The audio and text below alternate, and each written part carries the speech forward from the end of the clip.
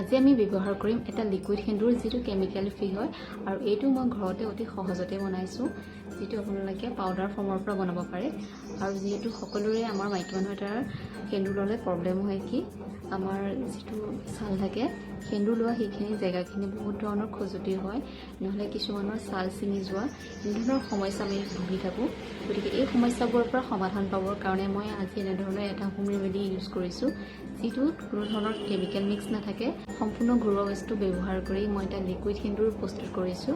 আৰু সকলোৰে বাবে সহায় হ'ব বুলি মই ভাবোঁ তেনেহ'লে বলকচোন ভিডিঅ'টো এতিয়া এটা বাতিত মই আধা সেন্দুৰ লৈছোঁ